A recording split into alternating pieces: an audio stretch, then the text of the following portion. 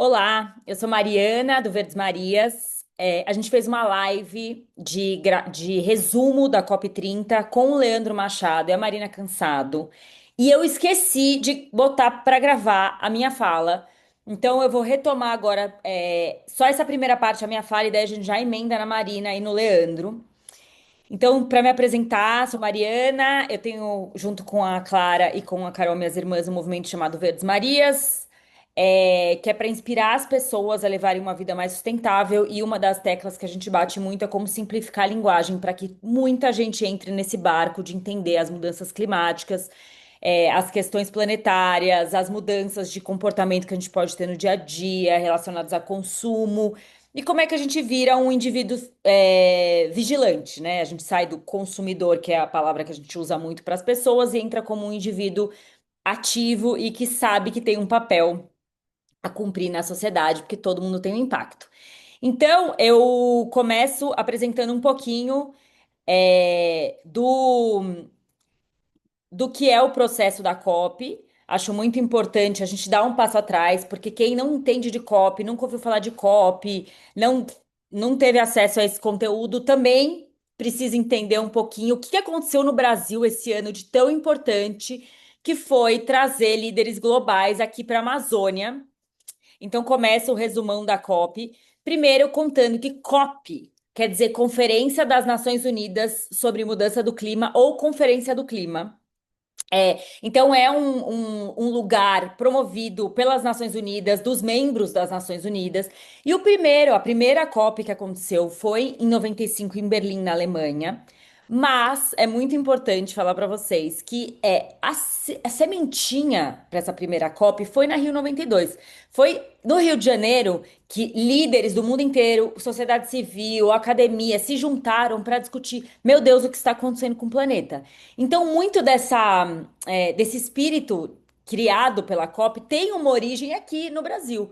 Então, por isso que muita gente que está nesse barco há muito tempo, que se envolve muito com as mudanças climáticas, ficou muito é, emocionado com o fato de que a gente pôde trazer agora, assim como em outros momentos, essa discussão de mudanças climáticas, de meio ambiente e de clima para o Brasil. E desde então, desde Berlim 95, a gente tem as COPs anuais, COP 1, COP 2. E aí é importante dizer que esse é um evento anual que a gente discute com todos esses países como é que a gente vai conter o aquecimento global para a Terra não esquentar e a gente conseguir continuar vivendo por aqui. Parece meio óbvio falar isso, mas não é tão óbvio, é zero óbvio, e é por isso que a gente não consegue avançar, é por isso que a gente é um lugar onde as discussões às vezes são mais lentas, e eu vou explicar um pouco por quê, mas o fato é que a gente precisa que todos os países, todas as pessoas, todas as empresas se comprometam a reduzir seus impactos para que a humanidade, o ser humano, possa continuar existindo na Terra. Do contrário, a temperatura vai esquentar e vai ficar praticamente insustentável estarmos por aqui. Por isso que essa é uma discussão fundamental. Esse é um evento de importância inexplicável, com todas as questões que pode ter, mas precisamos de COP e esse ano a COP foi na Amazônia. E como é que é?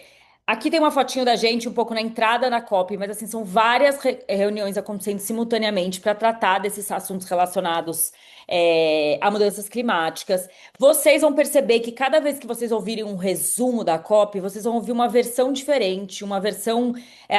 Cada um traz um olhar, porque no fundo, os resultados da COP não é tipo o resultado da COP. É muito mais complexo que isso, são os resultados. Depende um pouco do ângulo que você olha, depende de qual agenda você está levando. Então, por exemplo, quando a gente fala na COP, a gente está falando de um material, que é um material como se fosse assim, tipo, um material oficial que se chama decisão final da COP, mas mesmo essa decisão final, né, que as pessoas falam, entrou, não entrou, um documento XPTO, essa decisão final são muitos documentos. E dentro desses muitos documentos entram muitos temas. Por quê? Para lidar com problemas complexos como o aquecimento da Terra, a gente precisa de respostas complexas, a gente precisa de muitos olhares diferentes sobre o mesmo problema. Então, é comum que a gente ouça muitos resultados de COP diferentes, principalmente porque a COP tem um desafio eterno que vai ser discutido aqui pelo Lê, que vai ser trazido pela Marina, que é a COP, as Nações Unidas, é um espaço de consensos. E quem tem família, tem amigos, tem qualquer coisa, sabe que consenso é um negócio super difícil. Você conseguir 195 países, que era a quantidade de países que estavam ali sentados numa mesa discutindo, entrarem num consenso em 10 dias, 15 dias, é um negócio hercúleo. Então, assim, cada avanço é de formiguinha. E precisa ser comemorado, porque principalmente no momento como agora, em que o mundo está com muitas questões políticas, assim como sempre teve, mas de guerras civis e guerras grandes, é, o medo que se tem, que se tinha da COP, né, da COP no Brasil era, putz, será que vão explodir tudo, assim? Será que vão, as pessoas vão, os países vão se descomprometer, falar, ó, eu tô aqui, não concordo, tchau. Então, conseguir um consenso na COP é um jogo de cintura gigantesco que eu ouso dizer que o Brasil tem. A gente tem jogo de cintura e a gente vai contar um pouco. Essa foto é uma foto muito bonita do André Corrêa do Lago, que é um diplomata escolhido para presidir a COP, abraçando a Marina Silva, que é uma heroína que está há muitos anos na frente dessa agenda com altos e baixos, a sociedade às vezes apoiando, às vezes batendo, e ela se mantém firme com uma carreira consistente a vida toda. É, aqui não sei se dá para ouvir o áudio, mas também tá tudo bem. Esse é um conjunto de indígenas na Marcha pelo Clima, que foi muito bonita, e a gente trouxe porque essa foi a COP com maior presença indígena da história. A gente tem que ter muito orgulho disso. A gente viu os indígenas lá, as pessoas puderam conviver com os indígenas, eles estavam vendendo as suas mercadorias, eles estavam nas marchas, eles estavam nas ruas. Porque a gente levou a COP para a Amazônia, a gente levou a COP para um território muito importante, muito sagrado e muito bonito. A COP, como a gente já teve muitos anos de discussões, em todas as COPs, esse ano foi um ano em que a presidência da COP falou o seguinte: tudo que se precisa discutir sobre, primeiro, o planeta está esquentando? Sim. Precisamos reduzir e manter a temperatura sem subir mais 1,5 graus? Sim. Como é que a gente pode fazer isso? Quais são as medidas? Quais são os indicadores? O que diz que o planeta está aumentando mesmo? Os combustíveis fósseis são um problema? Tudo isso já foi discutido ao longo de muitas COPs ao longo da história. Chegou esse ano, a COP30 falou, cara, o que precisa ser discutido já foi discutido. Agora é a hora da ação. Agora é a hora da implementação. Então, vocês vão ouvir muito esse termo, que foi a COP da implementação, que quer dizer, bom, agora que a gente já sabe o que precisa ser feito, como é que a gente vai fazer isso? Quais são os indicadores? Quais são o passo a passo? Quais são as agendas? De onde vem o dinheiro para isso? Que foi muito do que foi trazido, a gente vai mostrar. Essa COP também foi muito importante porque foram 10 anos do Acordo de Paris, depois o Lê vai comentar, a Marina também. Mas assim, há 10 anos atrás, foi a primeira vez que os países todos se juntaram, quando estavam na França, para falar: realmente, alguma coisa precisa ser feita, o mundo está esquentando, o que vamos fazer?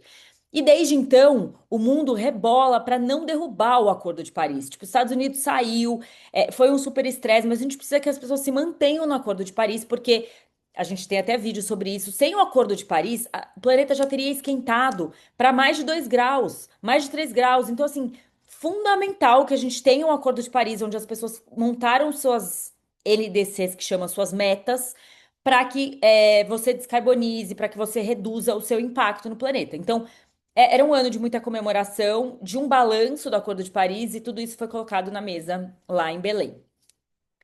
Outra coisa muito importante é que o Brasil falou muito como era importante resgatar o multilateralismo. Que é isso, resumindo? Como é que a gente põe todo mundo para conversar de verdade? Como é que a gente ouve e como é que a gente fala e como é que a gente ouve todos os países e consegue conversar com eles? E aí eu já li muito sobre isso, o quanto que o Brasil é muito bom nisso, muito bom no diálogo, muito bom na escuta. Então, assim, para a construção da COP, Ana Toni, André Corrêa do Lago e toda a sua equipe montaram diversos grupos de trabalho, grupos pequenos, grupos grandes, grupos paralelos, muitos espaços de diálogo, inclusive dentro do próprio momento da COP, para que as pessoas pudessem conversar, pudessem se colocar. E assim, depois de duas ou três COPs que foram em países que não são democráticos, esse é um ganho. É muito importante a gente reconhecer isso, assim, parece, para quem mora no Brasil, isso parece até um pouco óbvio, né? Você botar as pessoas para conversarem, o que é que tem? O que é que tem que a gente passou COPs com países que não eram democráticos e que a abertura ao diálogo não era tão óbvia. Não teve marcha pelo clima como teve aqui no Brasil, onde a gente pôde se emocionar muito, ver as pessoas na rua manifestando, falando no que elas acreditam.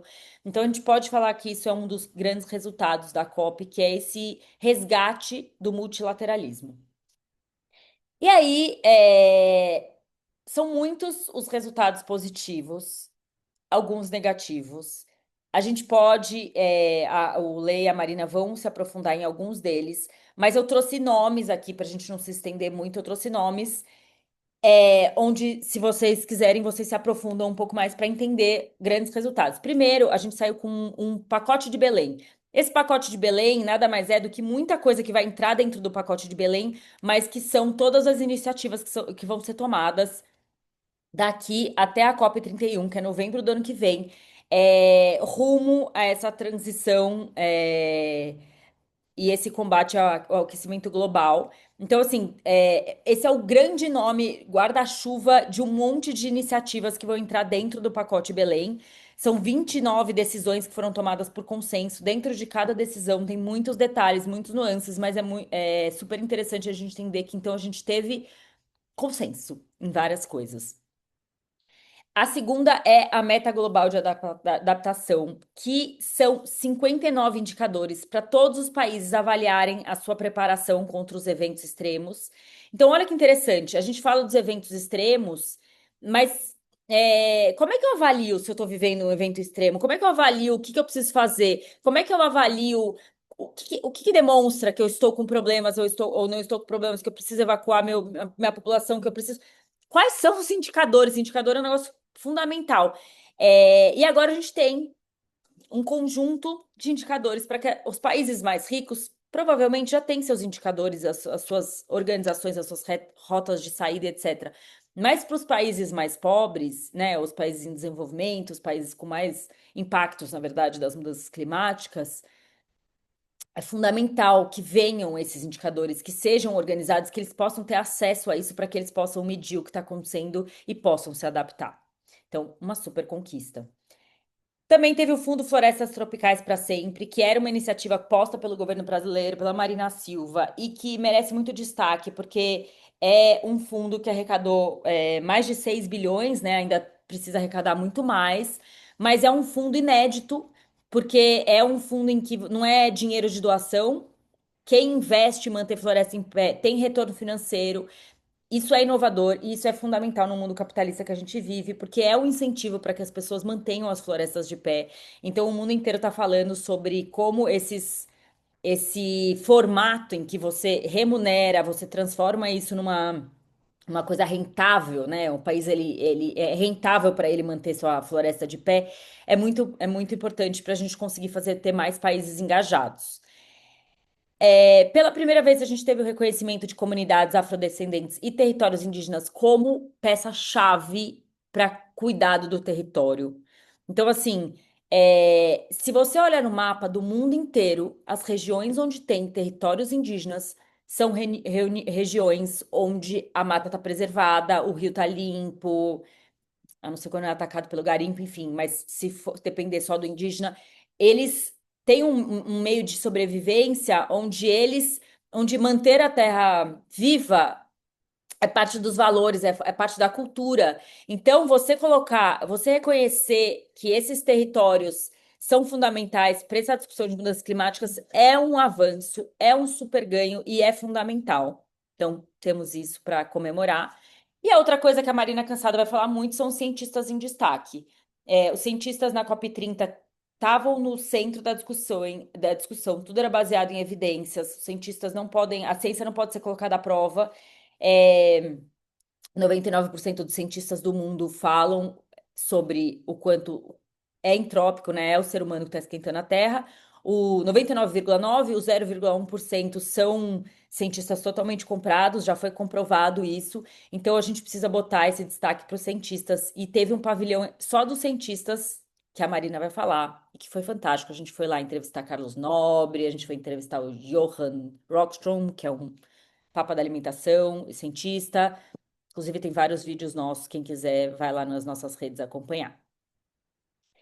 E aí, um resultado negativo muito grave, muito grave, que também vai ser discutido mais para frente, é que na carta, né, nesse resultado final, né, na decisão da conferência, digamos assim, não se fala sobre combustíveis fósseis, não se usa essa palavra. Isso é um retrocesso, é uma paralisação, é um absurdo. Muitos países se revoltaram.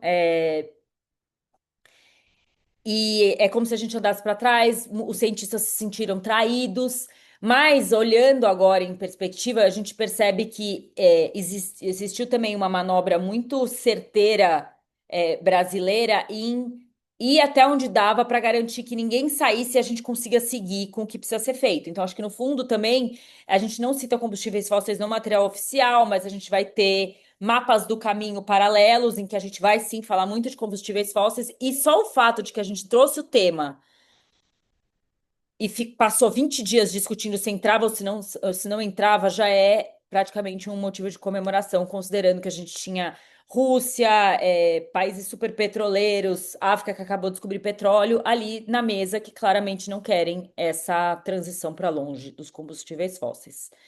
É, Então é isso, eu fiz um resumão, falo rápido, eu sei, mas vou passar agora para a Marina e para o Leandro para vocês assistirem a nossa conversa e depois a gente abre para perguntas. As Verdes Marias fizeram entrevistas com Johan Rockström, acho que o Carlos Nobre também, e tentando, né, traduzir a ciência para mais pessoas. Eu vou me aprofundar um pouco mais sobre ciência. Antes, eu queria só fazer aqui, acho que uma introdução para conectar um pouco com o que a Mari falou. É, a gente está na 30ª COP, né? E a COP é muito esse movimento dos passinhos. Porque justamente, né, no consenso a gente não consegue nada muito ambicioso. O consenso, ele sempre, né, faz com que a gente tenha que ter alguma acomodação. Então, as COPs andaram muito a passinhos, né, desde ali da sua origem, da sua primeira COP em 1995, e o fato da gente também ter andado em passinhos tem não só a ver com esse mecanismo, né, de consenso dos países, mas também com a própria evolução da ciência climática e das ciências planetárias, né? Vou tomar só dois dados aqui, porque eu acho que ajudam a gente a colocar em perspectiva, né? Foi em 1888 que uma mulher, Eugenie Foote, ela morreu em 1888, um pouquinho antes, ela descobriu, foi uma mulher cientista, inventora americana, que descobriu, né, que as emissões de CO2 estavam gerando efeitos, né, na temperatura. E um século depois, em 1988, um pouquinho antes da COP nascer, foi criado o painel de cientistas, né, que é o chamado IPCC, que hoje reúne mais de 600 cientistas de 111 países. E esses cientistas das mais diversas áreas começaram a costurar o que hoje a gente está chamando de ciências planetárias. Hoje se tem essa visão de que a gente está falando, né, a gente romper com esses limites de temperatura significa desestabilizar um equilíbrio muito delicado de variáveis que possibilita a vida na Terra. Então, as ciências planetárias são ciências sistêmicas, porque a ciência do oceano, a ciência do solo, a ciência da atmosfera. Então, tem esse conjunto de ciências, né? E ele foi um conjunto de ciências que foi evoluindo exponencialmente nos últimos anos.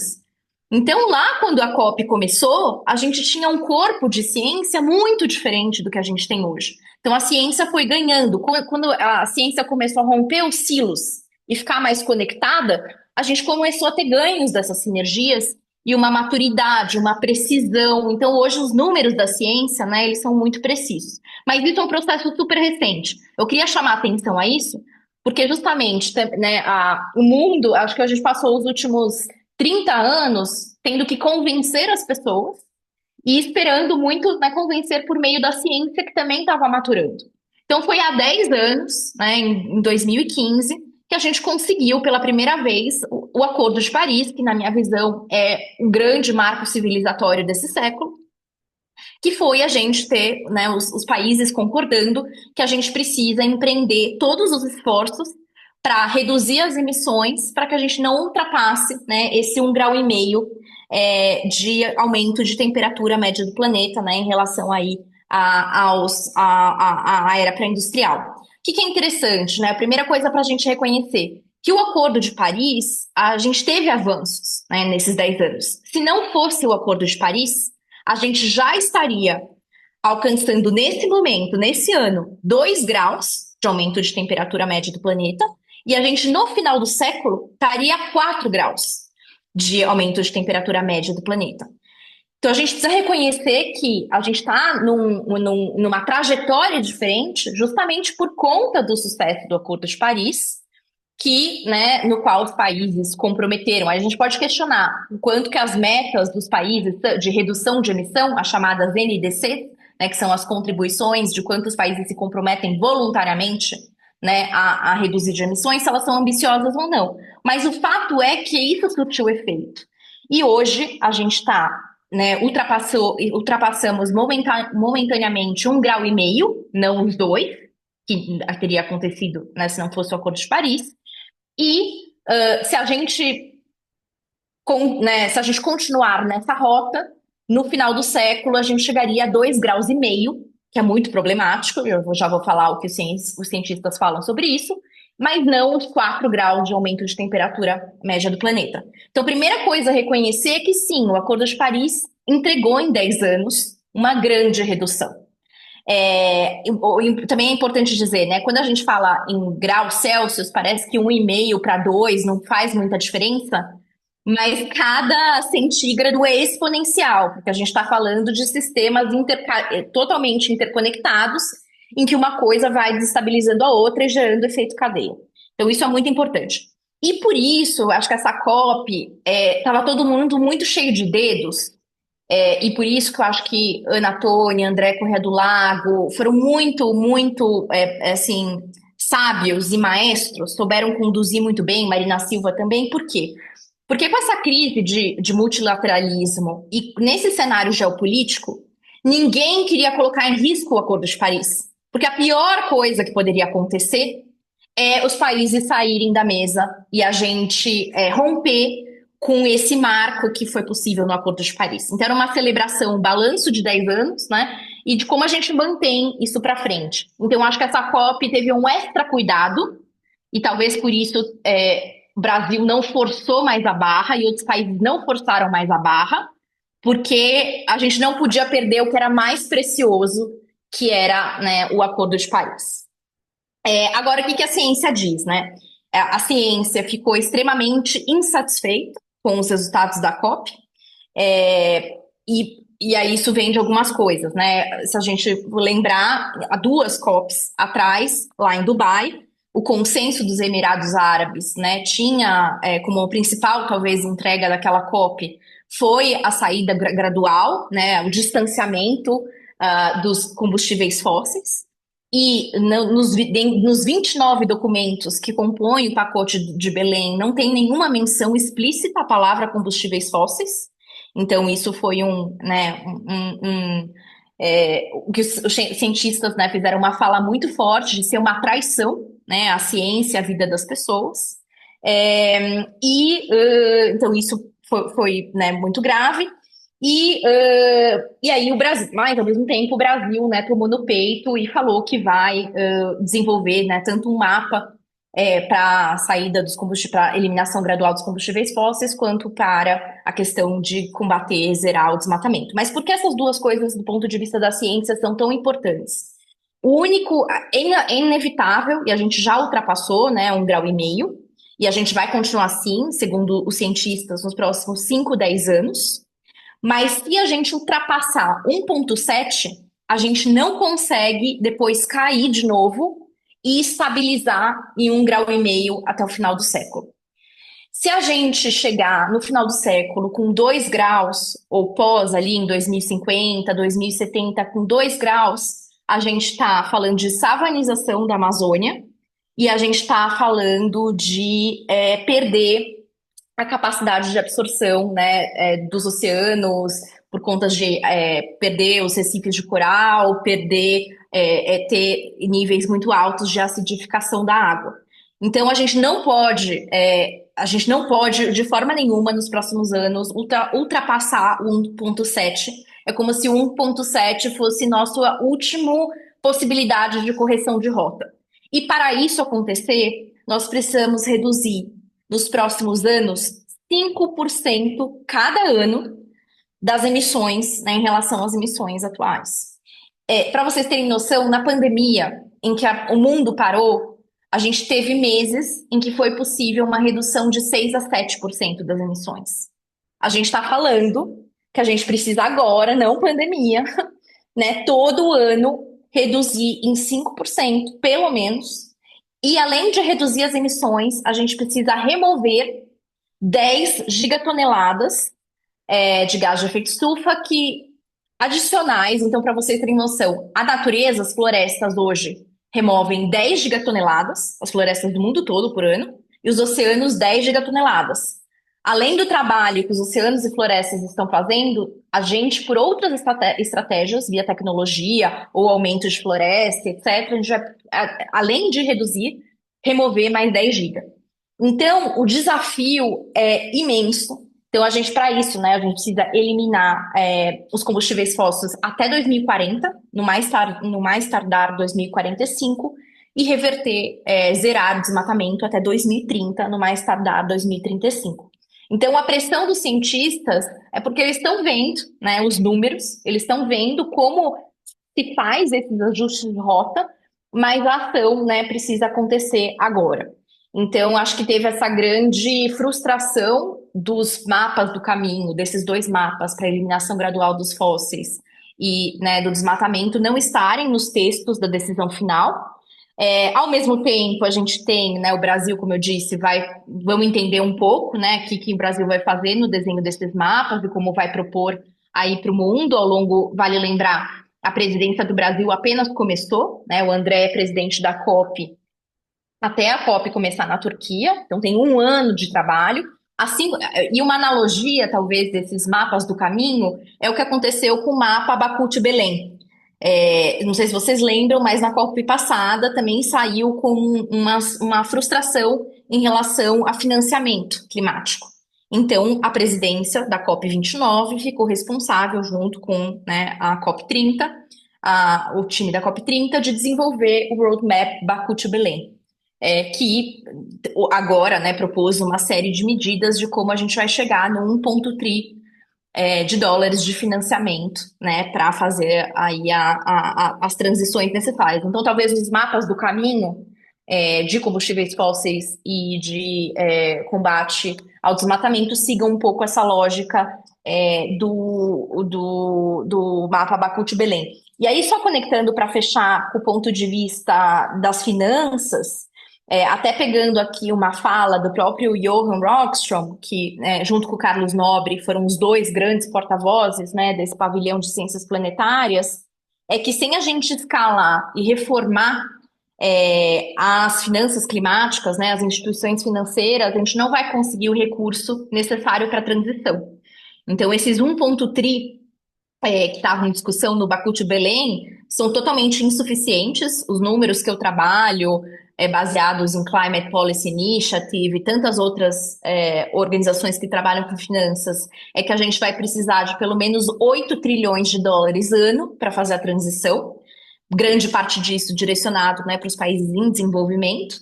E, coincidentemente, hoje, cerca de 8 trilhões de dólares vão para subsídios de fósseis. Então, se a gente só desligar a torneirinha dos subsídios de fósseis, né, a gente já teria os 8 tri necessários para financiar a transição. Lembrando que todo esse dinheiro, a maior parte vem do setor privado, apenas uma parte vem do setor público. O setor público, né, cada vez mais tem um papel de indução, de criar incentivos, criar penalidades, criar frameworks, regulações, mas no final das contas, e aí eu queria terminar com isso, que eu trabalhei muito esse ano trazendo o setor privado para a COP. Esse foi um movimento que começou ali antes da pandemia, se fortaleceu de Glasgow para frente, né? Teve um boom em Dubai, do setor privado, não só a sociedade civil, mas o setor privado financeiro, começar a participar ativamente das COPs. Teve uma inovação do Brasil muito importante, que foi o estabelecimento de uma agenda de ação climática pautada em 6 pilares, 30 objetivos-chave. A presidência da COP trouxe organizações do setor privado para compor em grupos de ativação que trabalharam ao longo desse ano para fazer em cima, né, em torno de ações muito concretas para cada uma dessas temáticas. Agora, na COP, lançaram os planos de aceleração, são 117 planos de aceleração, que vão ser trabalhados por organizações da sociedade civil, do setor privado, junto com o governo, né, nesses temas derivados da Agenda de Ação Climática. Então, isso foi uma super entrega. Além dessa Agenda de Ação Climática oficial da presidência da COP, tivemos outros movimentos, como a SBCOP. A SBCOP foi muito inspirada, a Sustainable Business COP, foi muito inspirada no B20 o ano passado, né? O B20 no Brasil teve tamanho sucesso ao reunir setor privado para não só fazer recomendações, mas propor iniciativas concretas para o G20, que foi criada a SBCOP. Eu fiz parte do Task Force de Finanças, e de lá saíram, a SBCOP reuniu mais de, acho que quase 20 mil empresas do mundo todo, de todos os tamanhos, via confederações nacionais de todos os países, e também entregou não só um conjunto de prioridades estratégicas, mas de ações também. E as empresas, né, nessas coalizões estão agindo. E, enfim, então a gente fez um grande movimento para trazer CEO do mundo todo, para trazer setor financeiro, porque no fim a COP não acaba, né? A COP é um momento super importante de reunião das partes, países, mas ela é o dia a dia da implementação, né? Então, da mesma forma que o André e time, André, Anatole e time vão continuar trabalhando, a gente, setor privado, tem que continuar trabalhando. Então, é o kick-off da década de implementação, e para mim foi muito bom ver, né, o compromisso do setor privado, que já entendeu que, né, também chega de ficar falando de compromissos abstratos, etc. É hora de fazer.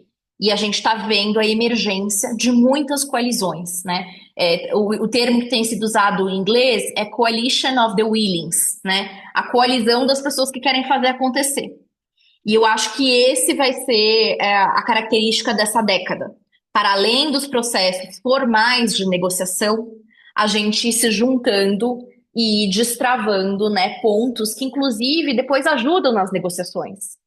Porque para um plano imagina, para o Brasil, fazer um plano de saída, de eliminação gradual dos combustíveis fósseis, ele vai ter que dialogar com as empresas, com a Petrobras, com toda a cadeia de combustíveis fósseis. É muito difícil para um país ele bancar uma decisão sem ter um alinhamento com o setor produtivo, com o setor privado, que no fim é quem gera PIB, é quem gera imposto que vai para o Estado. Então, cada vez mais essa construção conjunta, né, entendendo, e acho que essa COP também foi muito importante porque ela elevou a relevância do setor privado, né? Então, atores estatais e atores não estatais têm relevância equivalente. E isso é essencial, porque no fim, quem vai entregar a redução das emissões são as empresas, são as pessoas, né? Os governos, eles podem criar os contextos, né? Os arcabouços para facilitar, acelerar ou retardar isso. Então, eu acho que a gente não pode perder, né, também de perspectiva, e até, só para terminar com uma fala do André, né, ele falou justamente isso. Os resultados da COP30 não se resumem aos acordos entre os países. O sucesso também se deve à agenda de implementação. E aí, o Tropical Forest Forever Fund, né, que é o fundo que a Mari estava falando, o TFFF, ele é um exemplo. Ele não está nos documentos da COP, ele é uma iniciativa do governo brasileiro que lançou um fundo que vai né, reunir aí, tem uma meta super ambiciosa de 150 bilhões de dólares, né, e que vai remunerar com os retornos obtidos por esse dinheiro investido, vai remunerar países, né, que reduzam o desmatamento, que estejam conservando suas florestas. Enfim, então isso é uma iniciativa privada, não faz parte do pacote de Belém, mas não deixa de ser um resultado da COP, assim como um anúncio de uma filantropia internacional que está colocando 300 milhões de dólares para criar uma aliança saúde e clima, né? O tema saúde e clima cada vez mais conectados. Um outro movimento que eu fiz parte que anunciou 10 bilhões de dólares para investimentos em soluções baseadas na natureza no Brasil. Então, a gente também tem que olhar para esses vários outros resultados, né, que não são necessariamente os ali formais do governo, e porque eles vão ser cada vez mais chave, né, para a gente entregar a transição, que vai vir muito da ação do setor privado e do dinheiro vindo, né, do setor privado. Acho que é isso.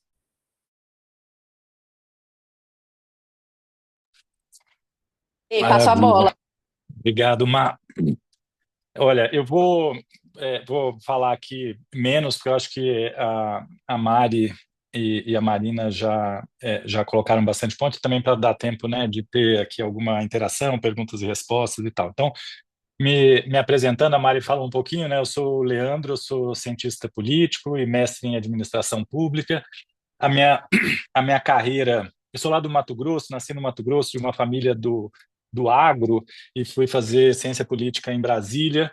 É, e quando estava em Brasília, era a época que a Marina era senadora, eu fiz estágio no Senado, então já comecei a admirar a Marina Silva ali desde daquele momento. Comecei minha carreira no setor privado, Shell, IBM e aí Natura durante 10 anos, e foi, obviamente, na Natura que aprofundei um pouco essa visão e essa questão de sustentabilidade aí a partir do setor privado. Mas há 12 anos já, enfim, lidero a Cause, que é essa consultoria que trabalha com marcas, negócios e sustentabilidade aí nessa interseção.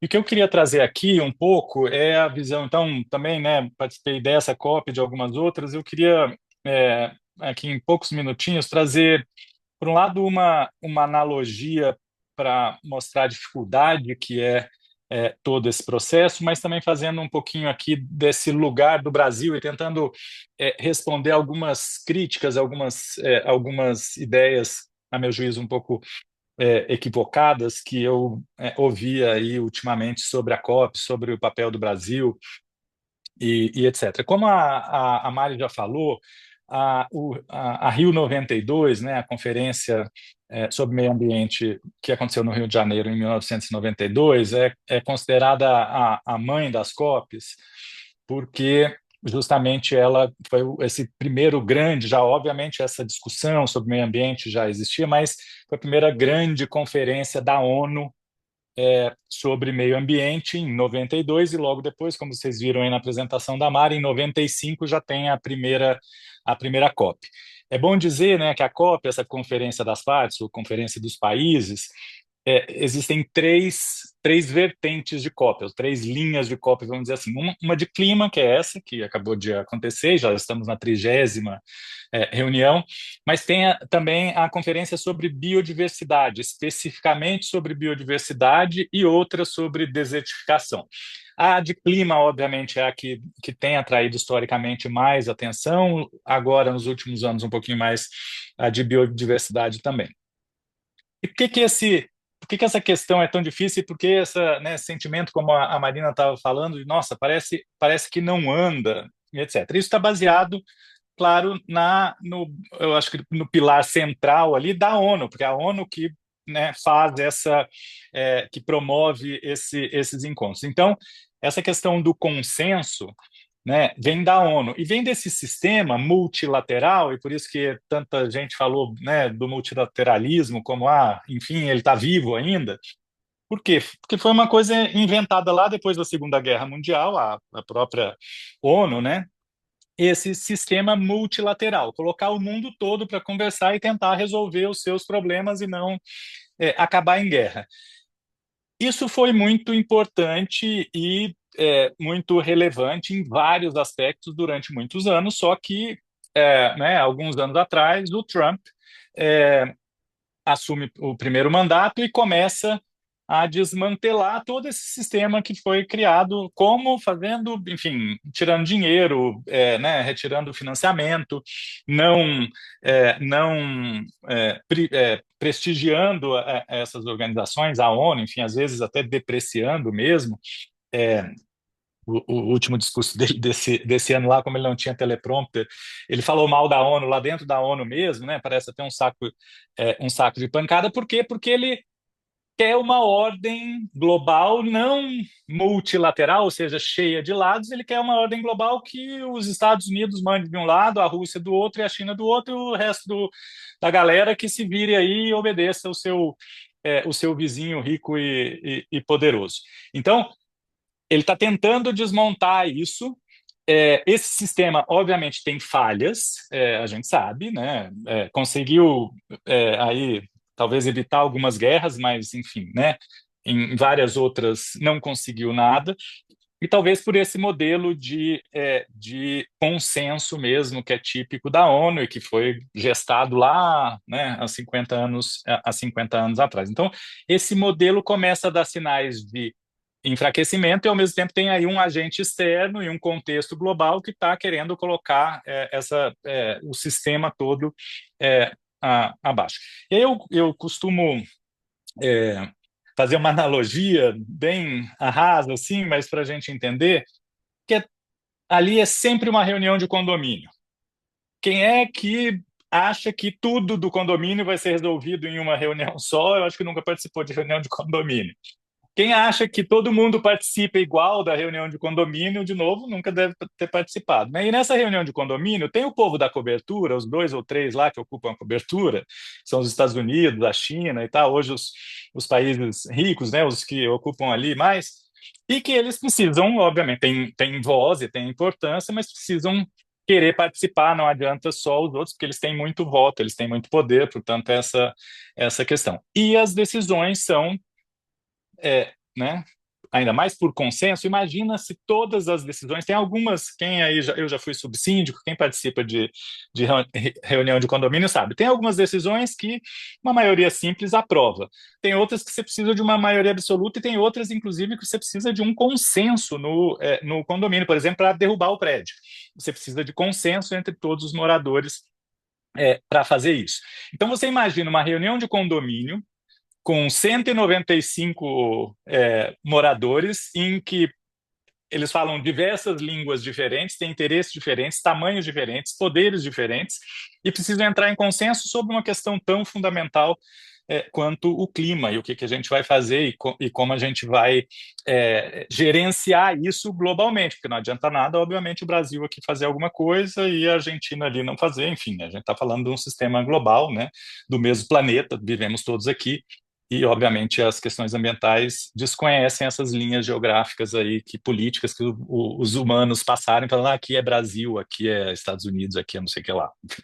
Então, essa, essa importância dessa reunião e a importância dessa reunião no Brasil ter avançado em algo é muito relevante. É muito relevante porque você olha a história das COPs, é assim, eu gravei um vídeo, inclusive, falando da COP de Copenhague, por exemplo. COP de Copenhague, eu estava lá, foi 2009, a Marina tinha, aliás, fui com a Marina Silva, na época eu trabalhava com o Guilherme Leal da Natura, e a gente foi, nessa COP a Marina havia saído, então era dezembro de 2009, a Marina já tinha saído naquele ano, em meados do ano, saído do governo, Lula saído, inclusive, do partido, ido para o Partido Verde, e começava ali a se movimentar para se candidatar à presidência. A ida dela, inclusive, para a COP foi um jeito de forçar, naquele momento, o governo brasileiro estar mais atento a isso, que estava mais ou menos. Gente, na COP de Copenhague, ainda sem falar das questões operacionais, mas nem acordo teve, nem consenso eles não conseguiram chegar. A gente está falando aqui de uma carta que foi aprovada em consenso, que, com toda a razão, fala, poderia ter avançado, poderia ter falado o mapa do caminho da gente deixar os combustíveis fósseis de lado, não falou. Puta, teria que ter mais questões com relação a, a desmatamento e etc. Não entrou muito. Mas, gente, na COP de Copenhague, nem acordo teve. Assim, uma parte assinou e outra não. Teve caso de espionagem, né? Depois, aquele escândalo do Snowden lá mostrou que os Estados Unidos estavam espionando as outras. E era Obama, hein, gente?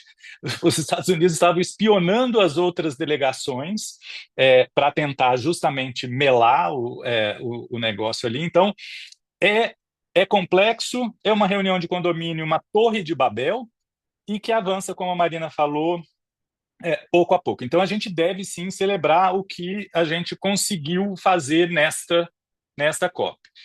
de novo, né, só repetindo o Acordo de Paris, ou seja, lá da COP que houve em Paris em 2015, né, teve uma COP lá em Paris em 2015, enfim, ali naquela COP, era uma coisa que já se falava 6 anos atrás lá em Copenhague, os países precisam ter meta de redução, os países precisam ter meta, se a gente vai ficar aqui se reunindo todo ano sem meta, isso aqui não vai levar a lugar nenhum.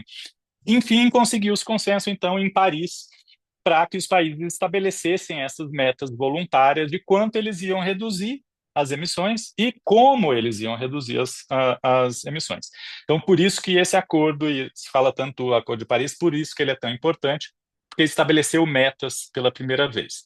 Uma das coisas que a gente queria hoje, 10 anos depois, aqui nessa COP, eram metas mais ambiciosas, como a Marina falou, isso também alguns países foram e outros não.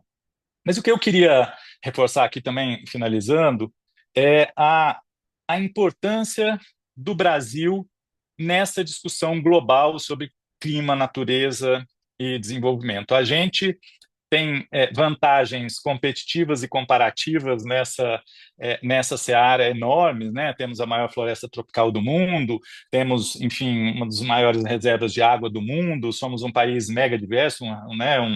Um hotspot aí de biodiversidade. Então, nós já temos naturalmente, com perdão do trocadilho, um lugar de destaque no mundo quando o tema é esse. Mas é preciso reconhecer e parabenizar a diplomacia brasileira. A diplomacia brasileira é reconhecida internacionalmente como uma das mais preparadas do mundo. Nem todos os países têm, como nós, uma carreira de Estado, de diplomata, em que é preciso um curso, é preciso passar num concurso mega concorrido, é preciso fazer um curso, enfim, e você tem ali uma carreira efetivamente de Estado. Poucos países têm isso. E os diplomatas brasileiros são reconhecidos muito mundo afora como muito, muito bem preparados. Eu acho que aqui junta justamente esse preparo técnico com as nossas vantagens. Se a gente olha no histórico o que a gente vem fazendo, então, é, não é a primeira COP que acontece no Brasil. É que agora, ainda bem, está cada vez mais gente participando, cada vez mais gente pressionando e etc. Mas a gente fez a Rio 92, a gente fez depois, em ordem cronológica, teve uma COP da biodiversidade em 2006, em Curitiba. Pra vocês terem uma ideia de números, Mari, eu não sei quantos no final das contas foram agora, eu vi 40 mil nessa COP, alguma coisa assim, mais de 40 mil. Lá na COP de Curitiba de Biodiversidade, há 20 anos atrás, tinha 5 mil pessoas, só para vocês, né, para a gente ter a ideia de como foi crescendo esse interesse. Então, a gente fez a Rio 92. Isso, gente, falar assim, a gente fez, parece que decide, não, vou fazer lá no Brasil. Não, tem uma bruta negociação para que isso aconteça, enfim, né, muita negociação diplomática para que isso vá para um país ou por outro. Então, COP 92. COP de Biodiversidade em 2006, em Curitiba. Depois tivemos a Rio mais 20, né, que era 20 anos depois da Rio 92. E a COP 30. Então, assim, é preciso reconhecer o papel do Brasil de liderança nessa área. E, para finalizar, com relação às críticas, a maioria das críticas que eu vi foi em relação... Bom, algumas críticas baseadas em preconceito regional, de por que é em Belém, por que não faz aqui em São Paulo, por que não faz lá no Rio? Tem mais hotel, claro, tem mais hotel, mas tem Amazônia, aqui não tem Amazônia aqui, né? Então, teve uma escolha geopolítica clara de ser Belém. Eu acho que essa escolha foi acertada. E, de novo, o que eu mais ouvi foi reclamações sobre a logística, sobre o ar-condicionado, sobre isso. Muito embora tenha pegado fogo lá, né? O fogo é uma questão importante, mas, enfim, já vi pegar fogo em vários eventos. A questão é, o que é importante nisso? O importante é o que está sendo discutido, ou é importante esse frufru todo de volta? Na reunião de condomínio, o que importa é o que sai na ata, ou se tinha ou não tinha lanche, ou se estava ligado ou não estava ligado o ar-condicionado da sala da reunião de condomínio, ou se a pessoa que estava conduzindo estava com a roupa assim ou assada. Enfim, não importa, isso é absolutamente desimportante. Mas eu acho que isso é um reflexo, eu vejo até, vendo pelo lado bom, um reflexo de uma maior atenção de todo mundo para essas reuniões que tal como reuniões de condomínio, são chatas, burocráticas, cheias de detalhes, cheias de nomenclaturas que alguém que vem de fora e cai aí não vai saber, cheia de regras, né? Então, é, por um lado, é interessante que muito mais pessoas estão acompanhando, estão vendo, estão pressionando, mas, ao mesmo tempo, fica, às vezes, parecendo uma conversa pueril de, o ar-condicionado não estava tão gelado, não sei, mas isso, aquilo. E aí, mas saiu o acordo? Teve algum acordo? A gente avançou e a gente acabou de ver que avançamos não tanto quanto gostaríamos, mas que efetivamente avançamos naquilo que efetivamente importa. Então, o meu convite aqui é para que, quando vocês ouçam aí falar da COP, ouçam alguém falar mal da COP 30, ou, né, porque fez, é bom lembrar do histórico de liderança que o Brasil tem nessa discussão no nível global, na importância de uma COP realizada lá na Amazônia, de uma COP sobre o clima realizada lá dentro da Amazônia, para que as pessoas vejam, até que o Brasil veja, né, porque eu já viajo muito tempo a Belém, mas conheço muitos amigos queridos que adoram viajar e que nunca foram para a região norte, nunca pisaram lá, nunca pisaram na Amazônia. Então, isso foi muito, muito relevante, e ainda que o texto final tenha ficado aquém do que a gente desejava, obviamente avançou em alguns passos, e ainda temos, como a Marina disse aí, um ano ainda de articulação para frente, com diplomatas muito bem preparados, como o André Corrêa do Lago, para tentar chegar a esses avanços.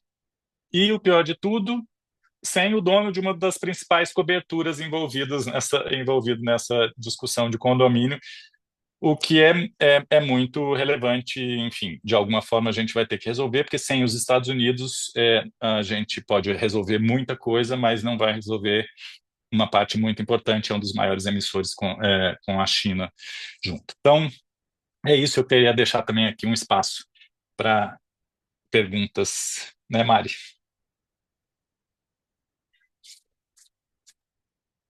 Isso, obrigado, Lê, obrigado pela fala, obrigado, Marina, também, super didática. Acho que metade percebeu que eu só consegui ligar a gravação no meio, tinha esquecido completamente, estava entretida com a conversa, mas tudo bem, quem veio está aqui e é isso que. E aí agora a gente vai abrir para perguntas, ou conversas, ou fala, ou se vocês tiverem alguma observação ou algum complemento à conversa, fiquem à vontade. Estamos aqui para conversar.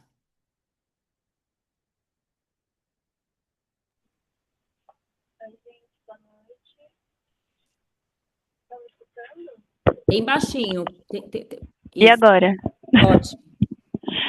Eu me chamo Giovana, eu sou formada em administração, sempre tive interesse aí na área de sustentabilidade, mas estava ainda me entendendo, e esse ano que eu resolvi mesmo ir para essa área, né? Então eu estou fazendo uma transição assim de carreira, estou começando a me envolver mais nos assuntos e tal.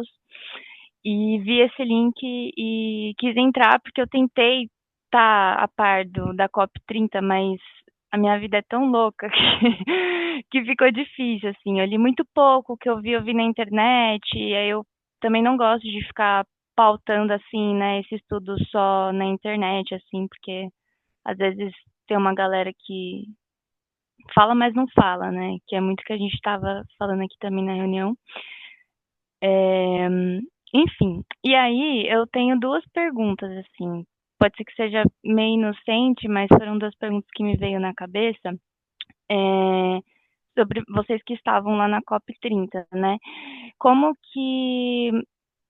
O que vocês sentiram, assim, qual foi a virada de chave do setor privado realmente investir nisso, sabe? Foi realmente a questão da sustentabilidade? Ou foi, por algum motivo, um lugar ali do capital mesmo, né? Porque a gente tem essa ideia do setor privado que eles olham para o lucro, né? Então, acho que até comentar aqui a questão da árvore gerar dinheiro, eu não entendi muito bem isso, vou pesquisar depois, mas qual foi a virada de chave para o setor privado realmente investir na sustentabilidade, né, nessas questões? E essa é a Eu primeira posso. pergunta. Ah, Pode desculpa, tá bom. responder. Não, pode, não, vai lá. Faz a segunda que eu já falo. Tá. E a segunda pergunta é se é possível, né? Porque a gente tem de cima para baixo, né? Então, governo, civil, pessoas, assim, e de baixo para cima, né? Que são, sei lá, ONGs ou pequenos grupos que fazem mutirões e coisas do gênero. E aí me veio, tipo, pô, é possível que de baixo para cima a gente também consiga somar nessas pautas que foram da COP30, ou são pautas realmente a nível Estado e empresa, sabe? Tipo, tem como civilidade, população, né? Somar nessas pautas, assim, me veio esse questionamento. É isso. Passa a palavra. Legal, vou começar com o do setor privado e eu deixo para eles essa segunda. É, o setor privado vem vindo numa jornada, né, de virada de chave, ela não é de hoje, né, lá no início dos anos 2000, um pouco depois ali, até da criação da COP, começou um grande movimento de sustentabilidade corporativa, né, olhando para outras métricas além do lucro, mostrando, né, que cada vez mais isso fazia sentido para o negócio, mas também para as pessoas que trabalham nesse negócio e para o planeta. Mas, né, um movimento mais acelerado em alguns países, menos em outros, muito por conta das regulações. Então, na Europa, cada empresa de cada setor pode emitir um tanto de gases de efeito estufa. Se a empresa emite mais, ela tem que pagar por isso não é crédito de carbono, na verdade, é uma licença para emitir. É como se o governo distribuísse umas fichinhas para cada empresa de cada setor, e a empresa pode gastar aquelas fichinhas em emissões de gás de efeito estufa. Se ela precisar de mais fichinhas, ela tem que ir no mercado comprar essas fichinhas de outras empresas que não usaram as suas. A questão é que cada ano as empresas recebem menos fichinhas, porque a Europa, no caso, né, esse continente que fez esse modelo, precisa reduzir suas emissões, então distribui menos fichinhas. Então vai ficando cada vez mais, as empresas vão acelerar cada vez mais, né, a sua descarbonização.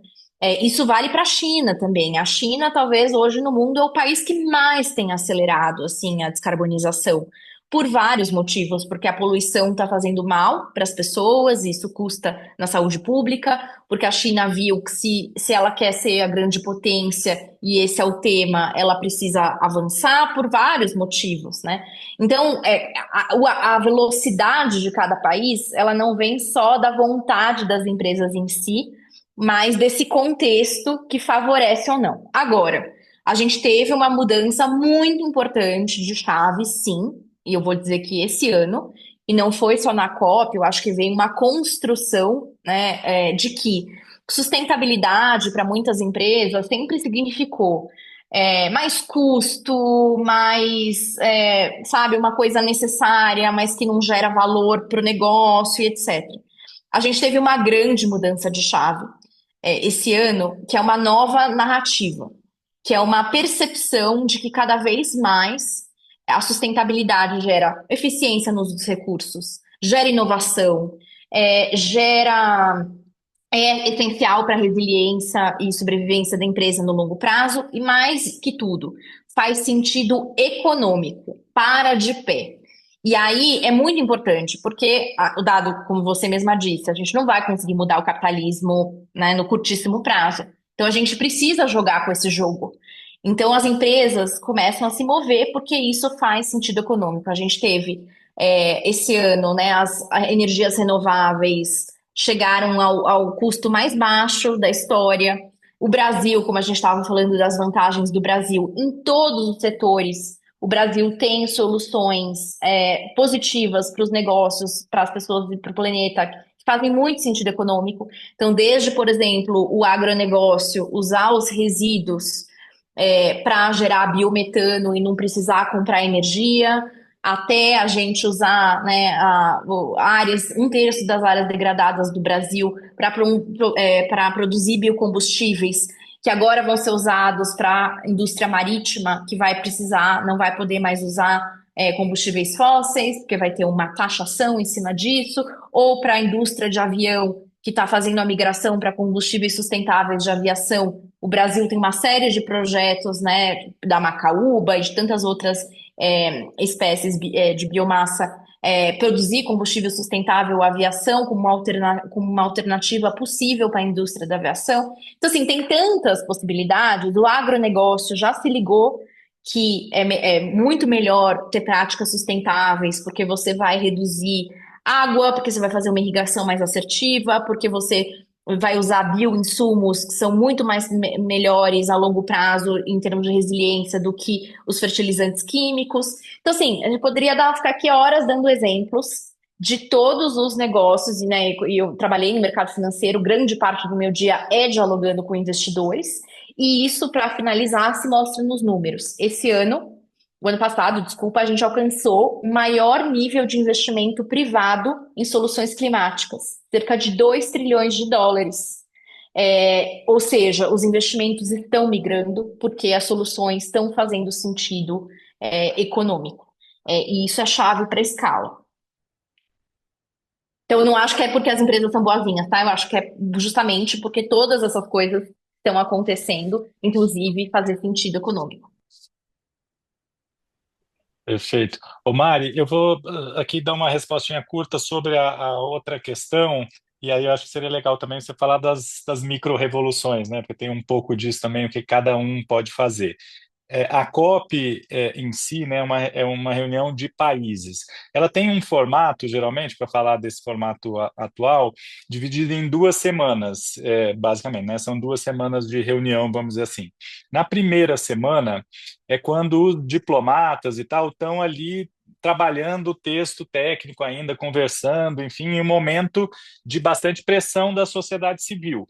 Então é por isso que organizações estão lá, os cientistas estão lá, né, os coletivos estão lá e tal, e como a Mari tinha dito no começo, essa COP foi importante porque a gente viu bastante sociedade civil nesse momento ali.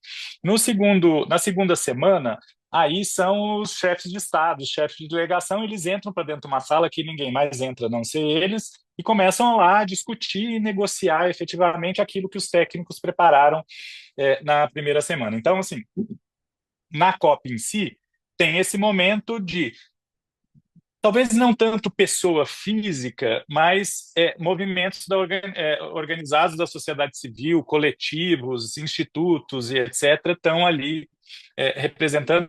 Então, obviamente, dá para você, no nível individual, se engajar com esses coletivos, movimentos, think tanks, etc., que estão pressionando por isso. Mas o fato da gente ter mais audiência, ter mais interesse, ter mais awareness, ter gente, né, como você, que está procurando, ok, não acompanhou tudo, mas está acompanhando, está discutindo, está participando de live, etc., no nível pessoal já é muito importante, porque isso amplia o debate e amplia a pressão em quem decide.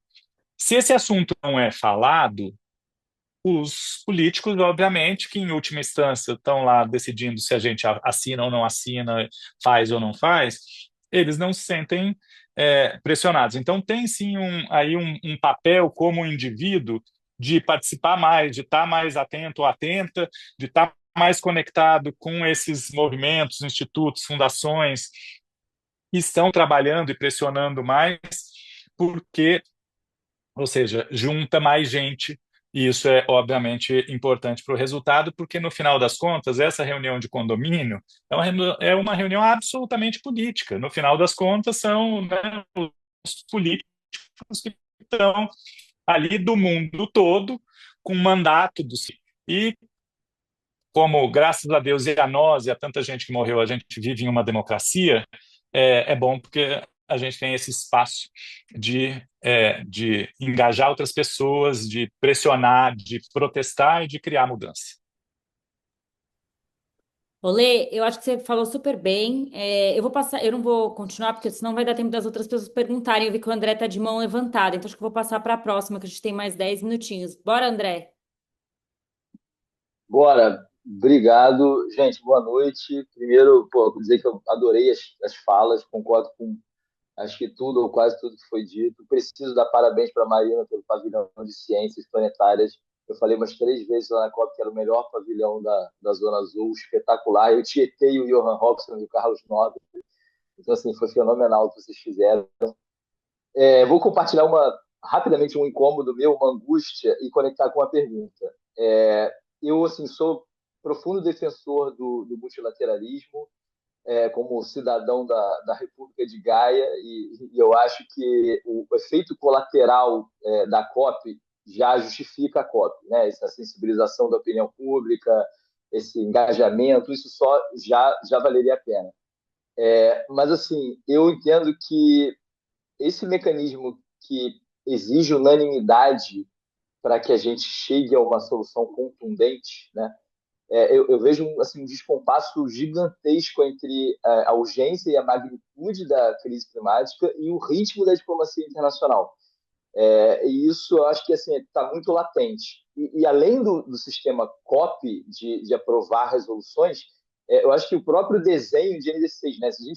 Se todos os países cumprirem à risca as NDCs que já estão colocadas, a gente alcança um aquecimento de 2,6 a 2,8 graus Celsius. Então, eu acho assim, a minha pergunta em cima disso, nesse contexto, será que a gente não está investindo muito e apostando muitas fichas numa estratégia que, embora necessária, e a gente não deve abandonar, mas que não vai entregar o resultado que a gente precisa a tempo? E aí, assim, por isso até que eu sou muito fã das Verdes Marias, porque eu acho, conectando com a pergunta da Giovana, eu acho que a gente só vai ter essa guinada social e econômica quando a base da pirâmide, né, quando o cidadão, com seu poder do voto, com seu poder da carteira, passar a ser um vetor das mudanças sistêmicas que a gente precisa. Passar a ser um catalisador e cobrar e encher o saco dos parlamentares e ter práticas de consumo consciente, enfim. Então, a minha pergunta será que a gente não está botando muita luz em algo que a Arábia Saudita não vai concordar com isso nunca?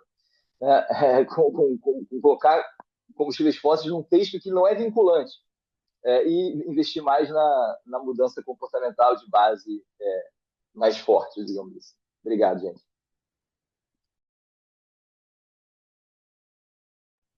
Vai lá, Lê. Vamos pegar outra pergunta, talvez, e a gente responde tudo junto? Tá bom, Ah, boa. Silvia, se E quiser dá tempo de falar. eu pensar aí com a pergunta do André, foi boa, hein? Muito boa. Silvia, quer perguntar?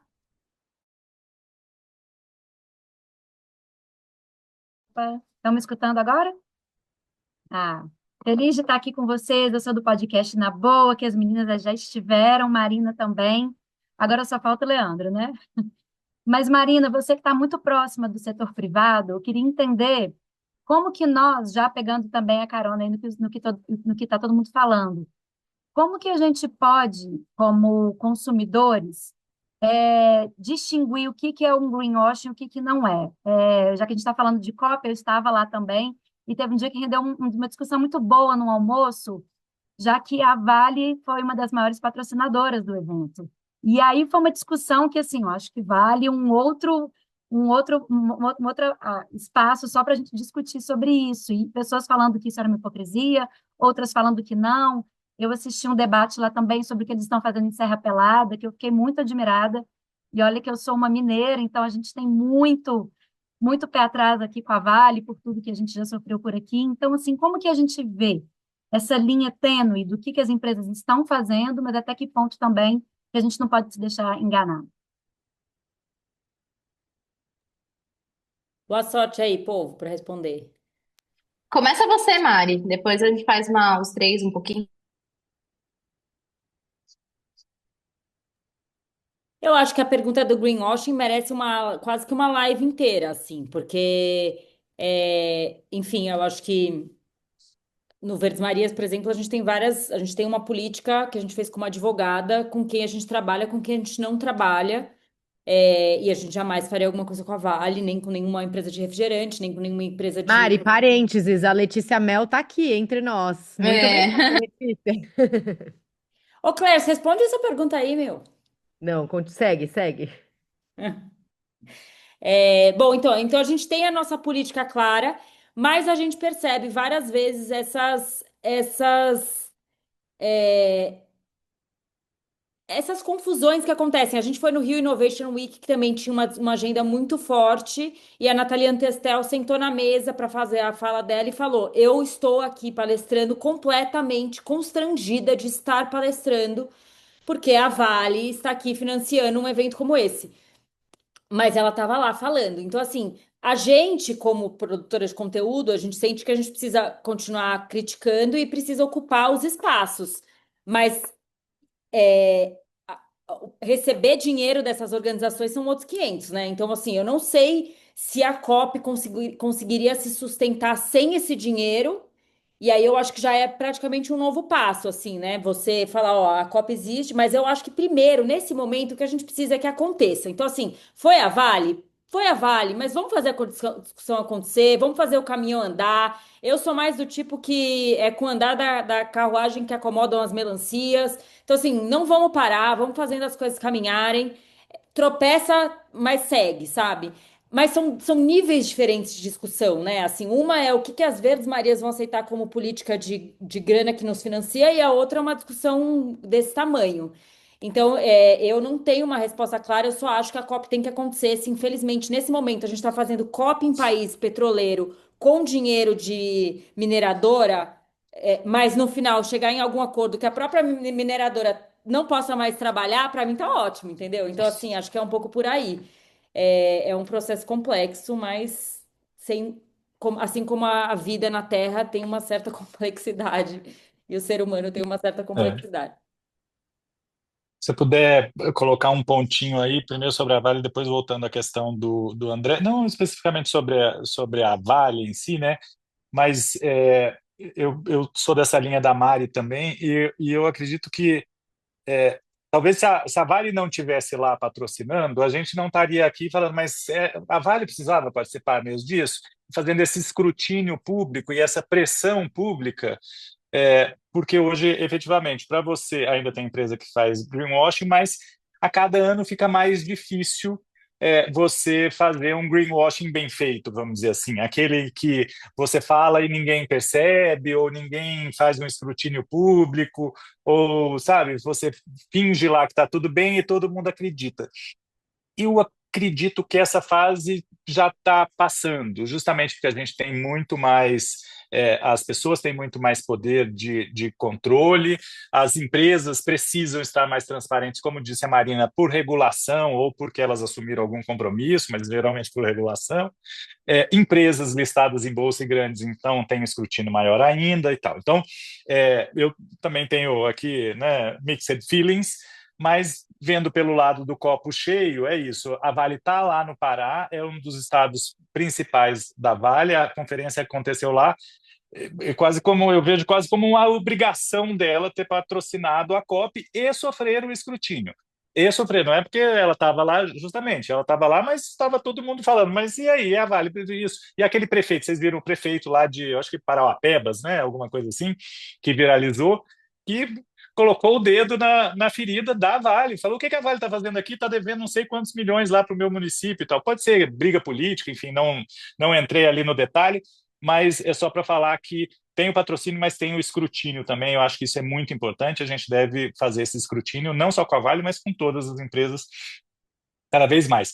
Sobre a pergunta do André, é super complexo mesmo. Eu não vejo muito caminho. Eu acho que um caminho que começou a ser tentado agora e que parece que me deu bem certo, acho que a Marina pode comentar mais, é que a presidência brasileira criou lá a agenda de ação, né, as agendas temáticas de ação, alguma coisa assim, justamente pensando nisso, assim, ok, aqui, né, esse consenso aqui do condomínio tá difícil, mas assim, o que que dá para agir? O que que o setor privado já pode fazer? Quais são essas experiências que a gente já pode ir fazendo? O próprio TFFF, né, o Fundo Florestas Tropicais para Sempre, pode ser colocado aí. Então, eu acredito que os países e quem quer fazer, né, essa coalizão daqueles que querem fazer, como diz a Marina, já começa a se mexer com as empresas privadas, com os think tanks, com os cientistas, para começar a agir efetivamente. Começar não, porque tem já muita ação, mas, enfim, de consertar e concentrar essas ações de uma maneira organizada, para justamente tentar furar essa paralisia decisória, essa morosidade decisória que o consenso traz. Acho que só para concluir, então, assim, minha visão é que a gente não tem tempo, a gente precisa de tudo ao mesmo tempo acontecendo, né? Então a gente precisa mudar nossos comportamentos no nível individual. Não falamos sobre isso aqui, mas a primeira vez na COP que tem um dia dedicado à cultura, economia criativa, o papel dos influenciadores, papel do storytelling, integridade da informação climática, combate à desinformação, saiu no texto, na decisão de mutirão. Depois a gente pode falar, fazer todo uma outra live sobre isso. Então, acho que a gente precisa fazer nossa parte. O dinheiro, para a transição, não vai vir dos governos, vai vir do setor financeiro. Hoje já vem 2/3 do financiamento climático no mundo, já vem do setor financeiro, né, privado. Então, por mais que a gente vai ter, né, precise de reformas nos multilaterais, a realidade é que os governos estão estrangulados. Então, não tem como fazer essa transição sem o setor financeiro, sem as empresas. E aí eu tenho uma visão um pouco diferente deles.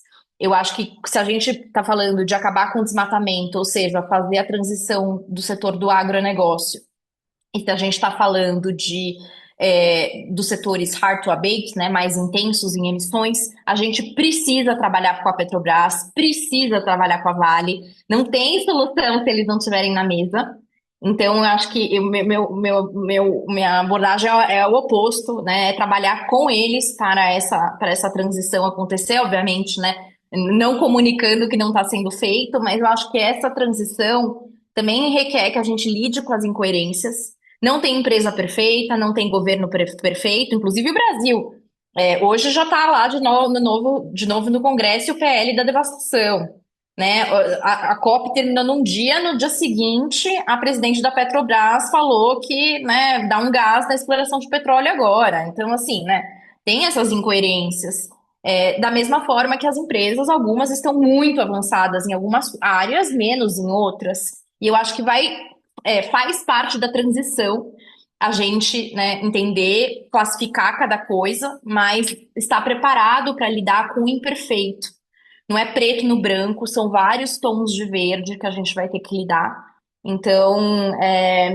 E o processo da COP precisa ser reformado, sem dúvida. E tem muitas propostas de reforma, inclusive o Simon Stiell, né, secretário ali da UNFCCC, está, né, ouvindo Johan Rockström, Sandrine do Clube de Roma, Paulo Artacho, que justamente veio com essa proposta de fazer uma decisão por maioria, né, de 70%, que acho que alguém até mesmo aqui compartilhou no grupo. Então, acho que todas essas coisas estão acontecendo e queria só terminar com a mensagem. No final das contas, a redução de emissões vai acontecer mudando o setor produtivo, as empresas. Quem usa matéria-prima são as empresas, quem consome energia são as empresas, quem usa logística são as empresas. Os governos, eles podem criar o arcabouço para facilitar ou não a transição, né? E cuidar das suas empresas públicas. Inclusive, isso também foi uma iniciativa da COP. Algumas empresas públicas se juntaram para se comprometer com compras verdes, né? Então, como que a gente usa as áreas de compra do governo para comprar de acordo com, né, com esse olhar de sustentabilidade? Mas, no fim das contas, né, as emissões estão acontecendo por conta da economia, do sistema produtivo, do capitalismo, e a gente precisa que as empresas, né, avancem a um passo mais rápido. Então, acho que, para mim, o que essa década de implementação vai exigir é que a gente transponha as NDCs dos países e os mapas dos caminhos dos países para o nível das empresas. E eu acredito justamente no bottom-up, top-down, que as coisas vão ter que se encontrar.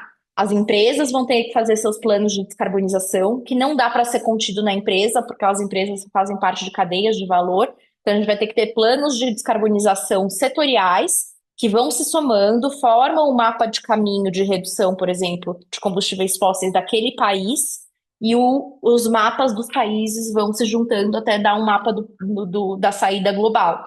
Eu não tem como fazer isso, não tem como fazer os mapas de caminho sem escutar as empresas e sem trabalhar com as empresas. Então, esse processo do micro para o macro e do macro para o micro, ele vai ter que acontecer em paralelo. Nossa, eu aproveito essa fala ótima da Marina para encerrar nosso papo. A gente avançou meia hora do horário, mas eu acho que está tudo bem, porque foi totalmente necessário e todo mundo ficou aí, então está tudo bem. E aí acho que essa fala da Marina traz muito assim.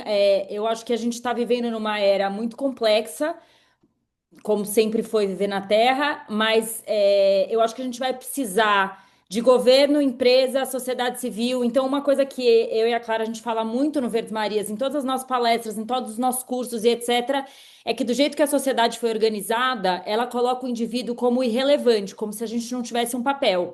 Mas eu tenho certeza que se todo mundo que estivesse nessa sala resolver agora passar a palavra da COP, votar direito, convencer os vizinhos a votarem direito, ou convencer os vizinhos a lerem, se informarem um pouco mais sobre a COP, a gente já começa aos poucos a mexer um pouco nesse ponteiro. A gente gosta de falar simples e gosta de levar todo mundo com a gente.